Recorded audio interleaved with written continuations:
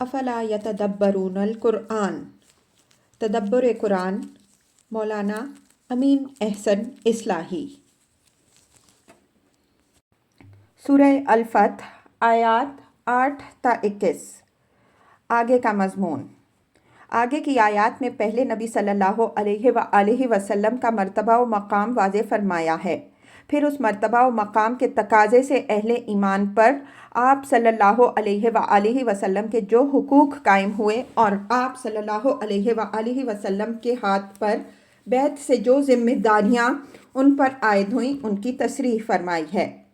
پھر ان منافقین کے رویے پر تفصیل سے تبصرہ کیا ہے جو اس موقع پر جھوٹے بہانے پیدا کر کے اپنے گھروں میں بیٹھ رہے، عمرہ کے لیے اس ڈر سے نہیں نکلے کہ مسلمانوں کو اس سفر سے پلٹنا نصیب نہیں ہوگا۔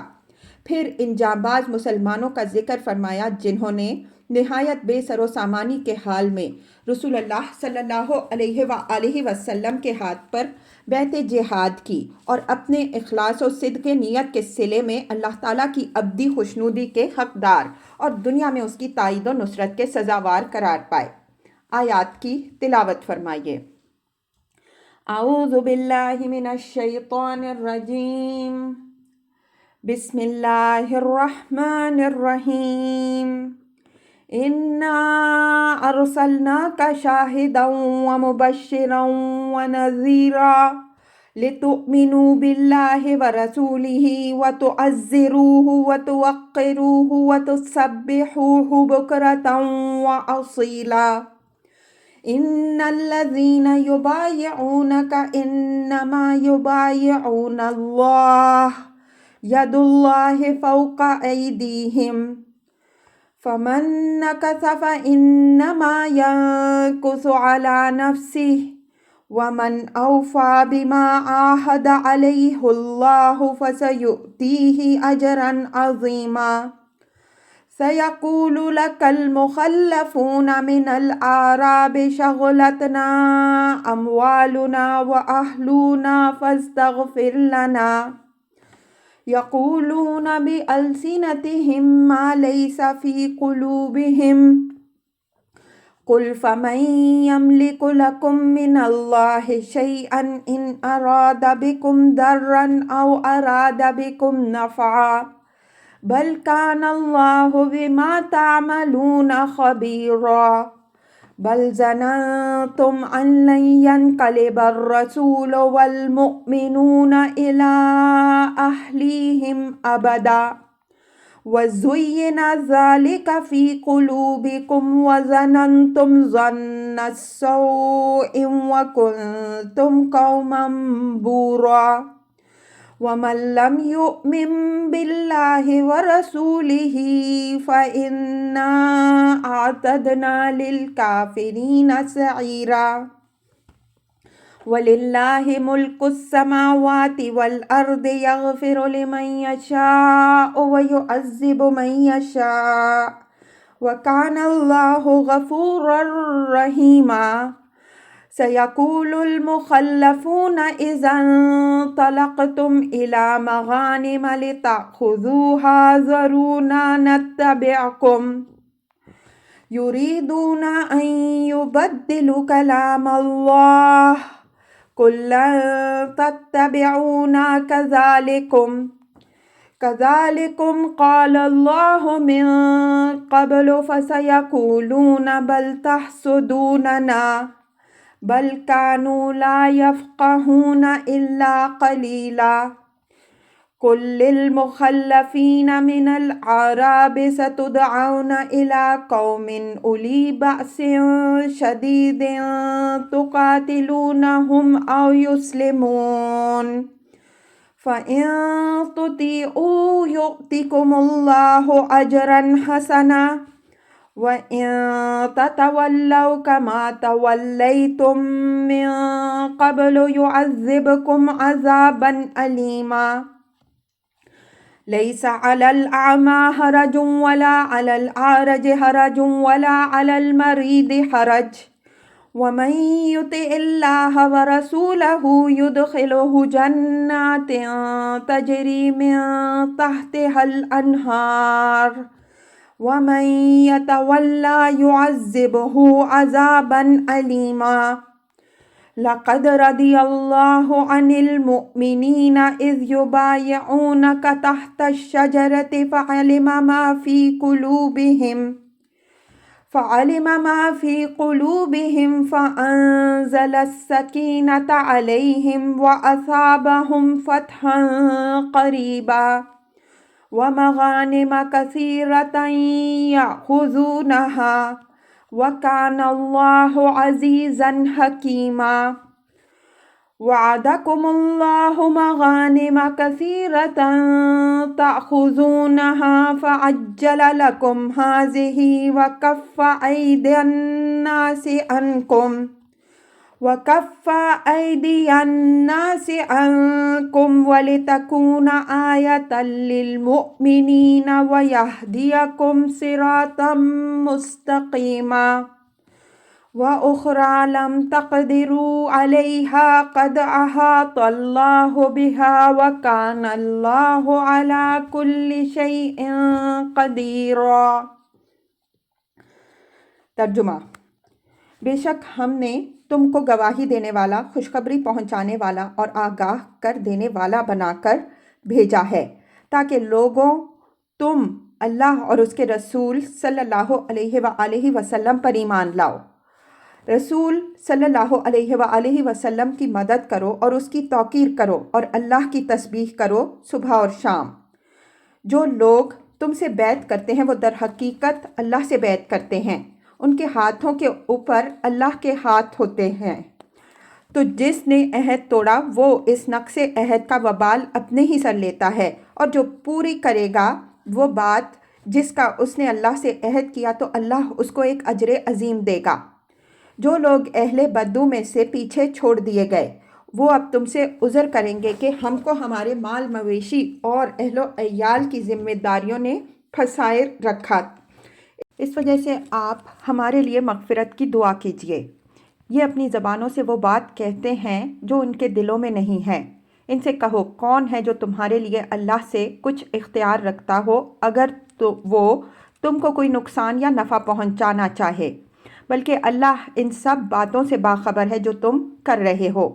بلکہ تم نے یہ گمان کیا کہ رسول اور ان کے ساتھیوں کو اب کبھی اپنے گھر والوں کی طرف لوٹنا نصیب نہ ہوگا، اور یہ بات تمہارے دلوں میں رچ بس گئی ہے، اور تم نے برے برے گمان کیے اور بالآخر ہلاک ہونے والے بنے۔ اور جو ایمان نہ لایا اللہ اور اس کے رسول صلی اللہ علیہ وآلہ وسلم پر، تو ہم نے ان کافروں کے لیے دوزخ تیار کر رکھی ہے۔ اور آسمانوں اور زمین کی بادشاہی اللہ ہی کی ہے، وہی بخشے گا جس کو چاہے گا اور سزا دے گا جس کو چاہے گا، اور اللہ مغفرت فرمانے والا رحیم ہے۔ جب تم غنیمتیں لینے کے لیے چلو گے تو یہ پیچھے چھوڑے ہوئے لوگ کہیں گے کہ ہمیں بھی اجازت دی جائے کہ ہم آپ لوگوں کے ساتھ چلیں۔ یہ چاہتے ہیں کہ اللہ کی بات کو بدل دیں۔ کہہ دو، تم ہمارے ساتھ ہرگز نہیں چل سکتے، یہی بات تو اللہ نے تم کو پہلے بھی فرمائی تھی۔ تو وہ کہیں گے کہ بلکہ تم لوگ ہم پر حسد کرتے ہو، بلکہ یہی لوگ بہت کم سمجھتے ہیں۔ اہل بدو میں سے ان پیچھے چھوڑے ہوئے لوگوں سے کہہ دو کہ ان قریب تم لوگ ایک طاقتور حریف سے لڑنے کے لیے بلائے جاؤ گے، تم کو اس سے جنگ جاری رکھنی ہوگی یا وہ اسلام لائیں گے۔ تو اگر تم نے اس حکم کی اطاعت کی تو اللہ تم کو ایک اچھا اجر دے گا، اور اگر تم نے منہ موڑا جیسا کہ تم نے پہلے منہ موڑا تو وہ تم کو ایک دردناک عذاب دے گا۔ نہ نابینا پر کوئی گناہ ہے اور نہ لنگڑے پر کوئی گناہ ہے اور نہ مریض پر کوئی گناہ ہے، اور جو اللہ اور اس کے رسول صلی اللہ علیہ وآلہ وسلم کی اطاعت کرتا رہے گا اللہ اس کو ایسے باغوں میں داخل کرے گا جن کے نیچے نہریں بہہ رہی ہوں گی، اور جو روگردانی کرے گا تو اللہ اس کو ایک دردناک عذاب دے گا۔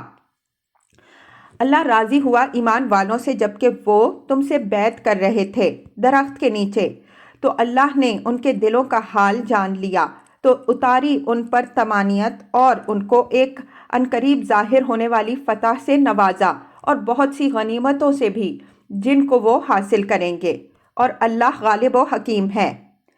اللہ نے تم سے بہت سی غنیمتوں کا وعدہ کیا ہے جن کو تم پاؤ گے، بس یہ اس نے تم کو فوری طور پر دے دی اور لوگوں کے ہاتھ تم سے روک دیے کہ یہ موجب طمانینت اور مسلمانوں کے لیے نشانی ہو اور تمہیں سیدھی راہ کی ہدایت بخشے۔ اور ایک دوسری فتح بھی ہے جس پر تم ابھی قادر نہیں ہوئے ہو، لیکن اللہ نے اس کا احاطہ کر رکھا ہے اور اللہ ہر چیز پر قادر ہے۔ الفاظ کی تحقیق اور آیات کی وضاحت۔ اِنَّا أَرْسَلْنَاكَ شَاهِدًا وَمُبَشِّرًا وَنَذِيرًا لِتُؤْمِنُوا بِاللَّهِ وَرَسُولِهِ وَتُعَزِّرُوهُ وَتُوَقِّرُوهُ وَتُسَبِّحُوهُ بُكْرَةً وَأَصِيلًا۔ نبی صلی اللہ علیہ وآلہ وسلم کو خطاب کر کے فرمایا کہ ہم نے تم کو لوگوں کی طرف اپنے دین کی گواہی دینے والا اور مبشر و نذیر بنا کر بھیجا ہے۔ گواہی دینے والا یعنی اپنے دین کی گواہی دینے والا کہ ہم اپنے بندوں کو کس چیز کا حکم دیتے اور کس بات سے روکتے ہیں۔ ساتھ ہی اس لیے بھی بھیجا ہے کہ ان لوگوں کو جنت کی بشارت دو جو تمہاری گواہی قبول کر کے تو اپنی زندگیاں سنوار لیں، اور ان لوگوں کو دوزخ کے عذاب سے ڈراؤ جو تمہاری گواہی کو رد کر دیں یا اس کو وہ اہمیت نہ دیں جس کی یہ سزاوار ہے۔ یہ بات اگرچہ ایک عام کلیہ کی حیثیت سے ارشاد ہوئی ہے، لیکن کلام کی تدریجی ارتقاء سے یہ حقیقت آپ واضح ہو جائے گی کہ روئے سخن منافقین کی طرف ہے، جنہوں نے نبی صلی اللہ علیہ وآلہ وسلم کی رسالت کا زبان سے اقرار تو کر لیا تھا، لیکن اس اقرار کے تضمنات سے وہ گریز اختیار کرنے کی راہیں ڈھونڈتے رہتے ہیں۔ شاہد کے معنی گواہی دینے والے کے ہیں، یعنی لوگوں کے سامنے اللہ کے دین کی گواہی دینے والا۔ عام طور پر لوگوں نے اس سے وہ گواہی مراد لی ہے جو آپ آخرت میں دیں گے، لیکن ہمارے نزدیک یہ بات صحیح نہیں ہے۔ آخرت میں حضرات انبیاء علیہم السلام جو گواہی دیں گے وہ اسی بنا پر تو دیں گے کہ انہوں نے اس دنیا میں لوگوں پر اللہ کے دین کی گواہی دی ہے، اور اس گواہی پر الاحزاب کی آیات 45 تا 47 کے تحت ہم بحث کر آئے ہیں۔ تفصیل مطلوب ہو تو اس پر ایک نظر ڈال دیجئے۔ حضرات انبیاء علیہم السلام جو گواہی آخرت میں دیں گے، المائدہ کی تفسیر میں اس پر مفصل بحث ہو چکی ہے۔ لِتُؤْمِنُوا بِاللَّهِ وَرَسُولِهِ وَتُعَزِّرُوهُ وَتُوَقِّرُوهُ وَتُسَبِّحُوهُ بُكْرَةً وَأَصِيلًا۔ یہ مسلمانوں کو خطاب کر کے فرمایا کہ ہم نے اپنے رسول کو شاہد اور مبشر اور نذیر بنا کر اس مقصد سے بھیجا ہے کہ تم لوگ اللہ اور اس کے رسول پر ایمان لاؤ، رسول کی مدد اور اس کی توقیر کرو اور اللہ کی صبح و شام تسبیح کرو۔ ایمان سے مراد ظاہر ہے کہ سچا اور پکا ایمان ہے، اللہ پر بھی اور اس کے رسول پر بھی۔ اس کے بعد صعودی ترتیب سے یعنی نیچے سے اوپر کو چڑھتے ہوئے اس ایمان کے وہ تقاضے بیان ہوئے ہیں جو بالکل بدیہی ہیں۔ رسول پر ایمان کا یہ تقاضا بیان فرمایا کہ اللہ کے دین کی اقامت کے لیے جو جد و جہد وہ کر رہے ہیں، اس میں ان کے دست و بازو بنو اور ان کی توقیر و تعظیم اللہ کے رسول کی حیثیت سے کرو۔ پھر اللہ پر ایمان کا تقاضا یہ بیان فرمایا ہے کہ صبح و شام اس کی تسبیح کرتے رہو۔ عام طور پر لوگوں نے تعزروہ و توقروہ کا تعلق بھی اللہ تعالیٰ ہی سے مانا ہے۔ ان کے خیال میں اگر ضمیر مفعول کا مرجع رسول مانا جائے تو اس سے بعد پیدا ہو جاتا ہے۔ ہمارے نزدیک یہ خیال غلط فہمی پر مبنی ہے۔ یہاں ترتیب جیسا کہ ہم نے اشارہ کیا صعودی ہے، اس وجہ سے بعد نہیں پیدا ہوتا۔ اللہ اور رسول پر ایمان کے مطالبہ کے بعد پہلے رسول کا حق اس نے بیان فرمایا کہ رسول کا ذکر ترتیب میں مؤخر تھا، اس وجہ سے اس کے ذکر سے متصل ہی اس کا حق بیان فرما دیا گیا۔ پھر اس کے بعد اللہ تعالیٰ کا حق بیان فرمایا۔ یہ ترتیب بیان قرآن میں جگہ جگہ اختیار فرمائی گئی ہے۔ اس کی مثالیں پیچھے گزر چکی ہیں۔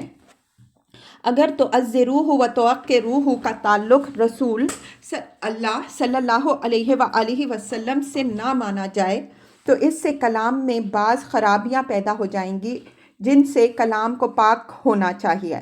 مثلا ایک یہ کہ आयत नबी सल्लल्लाहु अलैहि वसल्लम के हुकूक के बयान के सियाक़ो सबाक में है।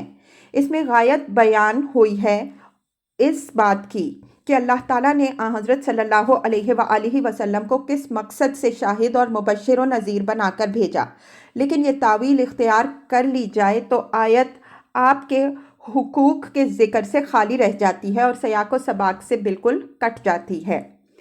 दूसरी ये कि यहाँ रुए सुखन असलन मुनाफिकीन की तरफ है, जिनकी असली कमज़ोरी ये थी कि वो ईमान के मुद्दई होने के बावजूद नबी सल्लल्लाहु अलैहि वसल्लम की अताअत जिहाद में आप सल्लल्लाहु अलैहि वसल्लम की नुसरत और आप सल्लल्लाहु अलैहि वसल्लम की सही ताज़ीम और तौक़ीर, जिसकी वजाहत अगली सूरा में आएगी, से आरी थे। ये सूरत हाल मुक्तज़ी थी कि उनको रसूल पर ईमान के ये बदीही तकाज़े बताए जाएं।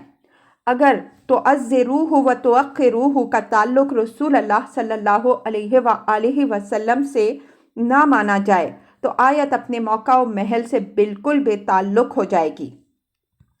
तीसरी ये कि ताज़ीर और तौक़ीर के अल्फाज अल्लाह ताला के लिए मौजू नहीं हैं। ये अपने मौक़े इस्तेमाल के लिहाज से रसूल ही के लिए मौजू हैं। तुवक्किरूहु का लफ्ज़ तो अल्लाह ताला के लिए बिल्कुल ही ना मौजू हैं। तअज़्ज़रूहु भी कहीं कुरान में अल्लाह ताला के लिए इस्तेमाल नहीं हुआ है। जहाँ भी इस्तेमाल हुआ है रसूलों के लिए हुआ है। मुलाहिज़ा हो सूरह अल-माइदा आयत 12 और सूरह अल-आराफ आयत 57। अल्फाज की मौज़ूनियत पर हमने सूरह मोहम्मद सल्लल्लाहु अलैहि वसल्लम की आयत 25 के तहत जो कुछ लिखा है उस पर भी एक नज़र डाल लीजिए।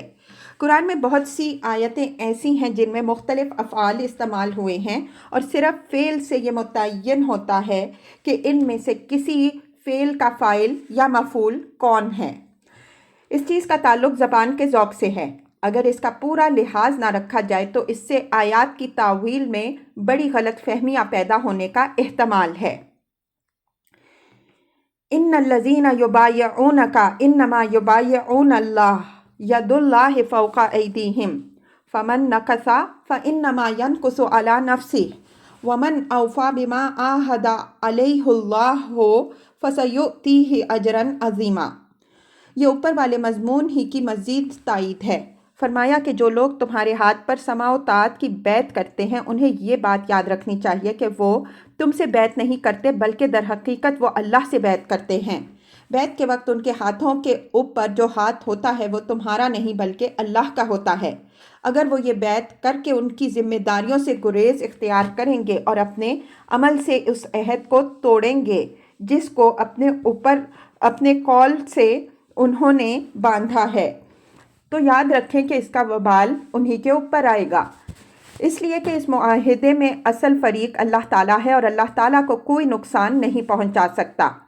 इसके बाद बदअहदी करने वाला खुद ही खसारे में पड़ता है। और ये बात भी याद रखनी चाहिए कि जो शख्स वो ज़िम्मेदारी पूरी करेगा जिसके उठाने का उसने अहद किया है वो हरगिज़ खसारे में नहीं रहेगा बल्कि अल्लाह ताला के पास वो एक उसका बहुत बड़ा अजर पाएगा।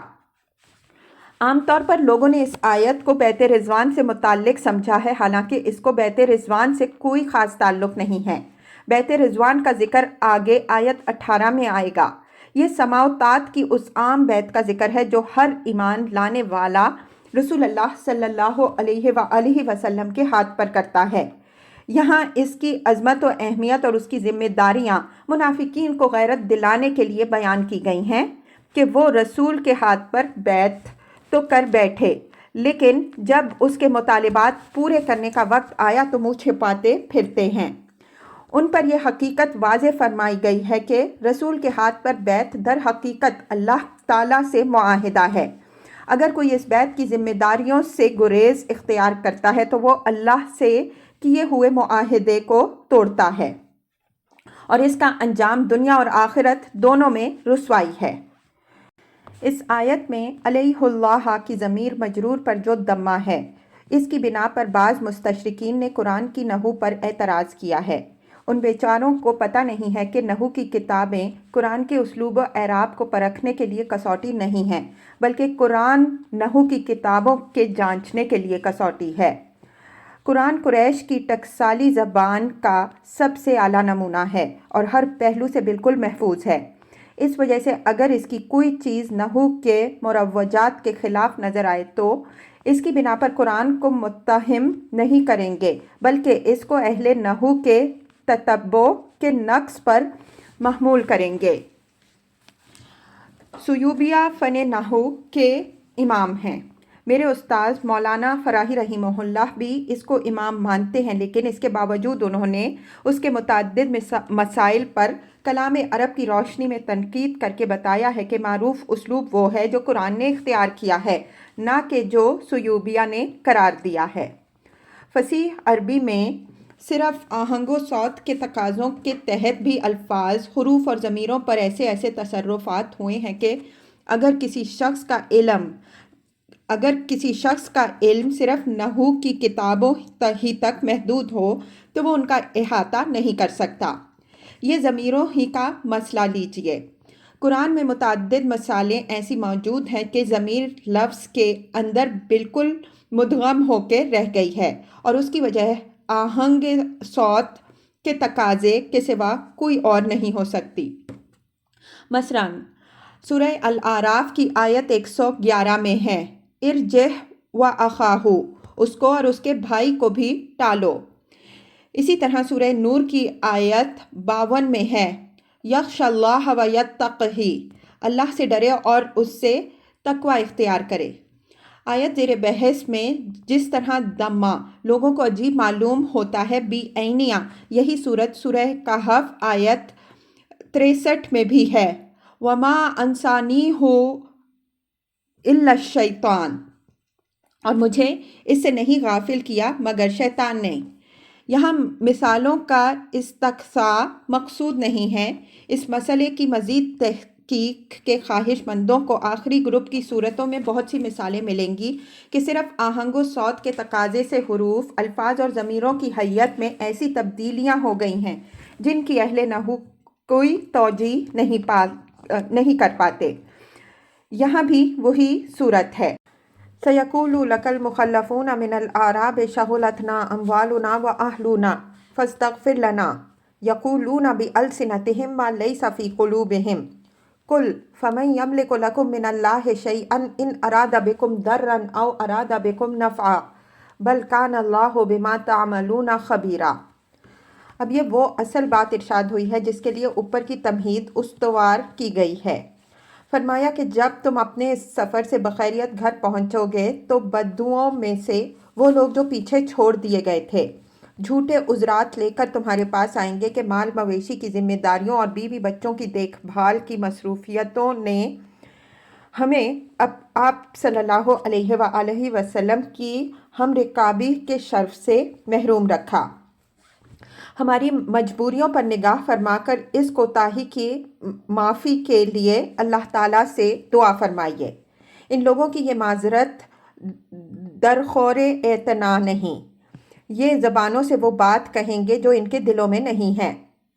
قُلْ فَمَن يَمْلِكُ لَكُم مِّنَ اللَّهِ شَيْئًا إِنْ أَرَادَ بِكُمْ ضَرًّا أَوْ أَرَادَ بِكُمْ نَفْعًا، یعنی ان لوگوں سے پوچھو کہ اگر اپنے مفادات و مصالح کی اتنی اہمیت ہے کہ ان کی خاطر خدا اور رسول کے حقوق نظر انداز کرتے ہو تو بتاؤ کہ خدا اگر تمہیں کوئی ضرر یا نفع پہنچانا چاہے تو اس کے مقابل میں کون آڑ لے آئے گا۔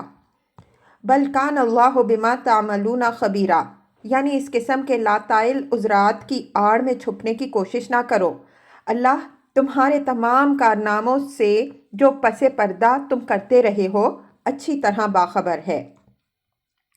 یہاں ان منافقین کے لیے لفظ مخلفون استعمال ہوا ہے جس کے معنی ہے وہ لوگ جو پیچھے چھوڑ دیے گئے، حالانکہ یہ لوگ خود پیچھے رہ جانے والے تھے۔ اس کی وجہ ہم سورہ برات میں بسلسلہ منافقین غزوہ تبوک میں واضح کر چکے ہیں کہ جب ان لوگوں نے پیچھے بیٹھ رہنے ہی کو اپنی دانش مندانہ سیاست سمجھا تو اللہ نے بھی ان کو پیچھے پھینک دیا، جیسا کہ فرمایا گیا ہے فلما زاغوا ازاغ اللہ قلوبہم، سورہ صف آیت 5۔ یعنی یہ لوگ اپنی بزدلی کے سبب سے آگے بڑھنے والے نہ بنے، اس وجہ سے خدا نے بھی ان کو پیچھے دھکیل دیا۔ یہ لوگ زیادہ تر اطراف مدینہ کے دیہاتوں سے تعلق رکھنے والے تھے، اس وجہ سے ان کے لیے لفظ آراب استعمال ہوا ہے جو اہل بدو کے لیے معروف ہے۔ کل فمن یملک لکم من اللہ شیئا میں یملک متضمن ہے یمنعو کے معنی پر، اور من کا صلہ اس تضمین پر دلیل ہے۔ ترجمہ میں ہم نے لفظ کے اس مضمر مفہوم کو کھول دیا ہے۔ بل ظننتم ان لن ينقلب الرسول والمؤمنون الى اہلہم ابدا وزین ذلک فی قلوبکم وظننتم ظن السوء وکنتم قوما بورا۔ اوپر والی آیت میں ان کے دلوں کے جس بھید کی طرف اشارہ فرمایا ہے، یہ اس کی وضاحت ہے کہ اصل چیز جس نے تم کو اس سفر سے روکا وہ تمہارا یہ گمان تھا کہ اب کے قریش ان مسلمانوں کو کچا ہی کھا جائیں گے اور کبھی ان کو اور ان کے پیغمبر صلی اللہ علیہ وآلہ وسلم کو اپنے اہل و عیال کا منہ دیکھنا نصیب نہ ہوگا۔ وَزُيِّنَ ذَلِكَ فِي قُلُوبِكُمْ وَظَنَنْتُمْ ظَنَّ السَّوْءِ، یعنی یہ گمان چونکہ تمہارا ایک دل پسند گمان تھا، اس وجہ سے تم نے اپنے دلوں میں اس کو اچھی طرح آراستہ کیا اور سنت الہی کے مطابق یہ تمہارے دلوں میں اچھی طرح کھبا دیا گیا۔ پھر اس کے زیر اثر تم نے اسلام کے مستقبل سے متعلق نہایت برے برے گمان کیے اور یہ سمجھ بیٹھے کہ بس اب چند دنوں کے اندر اندر اس کا قصہ تمام ہو جاتا ہے۔ وَكُنْتُمْ قَوْمًا بُورًا، یعنی تم تو اسلام اور مسلمانوں کی تباہی کے منتظر رہے، لیکن اللہ تعالیٰ نے تمہارے علی الرغم ان کو فتح مبین عطا فرمائی۔ البتہ تم لوگ جو اس بات پر نازاں رہے کہ پیغمبر کا ساتھ نہ رہے دے کر تم نے بڑی دانش مندانہ اور کامیاب سیاست اختیار کی ہے، اپنے آپ کو ہلاکت کے کھڈ میں گرانے والے تم بنے ہو۔ بور جمع ہے بائر کی، اس کے معنی ہلاک ہونے والے کے ہیں۔ وَمَن لَّمْ يُؤْمِن بِاللَّهِ وَرَسُولِهِ فَإِنَّا أَعْتَدْنَا لِلْكَافِرِينَ سَعِيرًا۔ یہ بھی انہی منافقین کے بارے میں اللہ تعالیٰ نے اپنا فیصلہ سنایا ہے کہ جو لوگ ایمان کا دعویٰ رکھتے ہوئے اللہ اور رسول کے حقوق ادا کرنے کے معاملے میں ایسے بزدل اور اسلام کے غلبہ کے بجائے اس کی تباہی کی آرزوئیں اپنے دلوں میں پرورش کر رہے ہیں، وہ اللہ اور رسول صلی اللہ علیہ وآلہ وسلم پر ایمان رکھنے والے نہیں بلکہ کافر ہیں، اور یہ کافر لوگ یاد رکھیں کہ ہم نے ان کے لیے جہنم تیار کر رکھی ہے۔ وَلِلَّهِ مُلْكُ السَّمَاوَاتِ وَالْأَرْضِ يَغْفِرُ لِمَن يَشَاءُ وَيُعَذِّبُ مَن يَشَاءُ وَكَانَ اللَّهُ غَفُورًا رَحِيمًا۔ اور یہ لوگ یہ بات بھی یاد رکھیں کہ خدا کی پکڑ سے کوئی اور بچانے والا نہیں ہوگا۔ آسمانوں اور زمین کی بادشاہی خدا ہی کی ہے، کوئی دوسرا اس کی بادشاہی میں شریک نہیں ہے، وہی جس کو چاہے گا بخشے گا اور جس کو چاہے گا سزا دے گا۔ وَكَانَ اللَّهُ غَفُورًا رَحِيمًا، البتہ یہ اطمینان ہر اس شخص کو رکھنا چاہیے کہ اللہ تعالیٰ غفور الرحیم ہے، وہ لوگوں کو پکڑنا اور سزا دینا نہیں بلکہ ان پر مہربانی کرنا چاہتا ہے۔ اس وجہ سے لوگوں کو چاہیے کہ وہ غلط سہارے ڈھونڈنے کے بجائے اس کی رضا طلبی کی وہ راہ اختیار کریں جو اس نے اپنے پیغمبر صلی اللہ علیہ وآلہ وسلم کے ذریعے سے لوگوں کے لیے کھولی ہے۔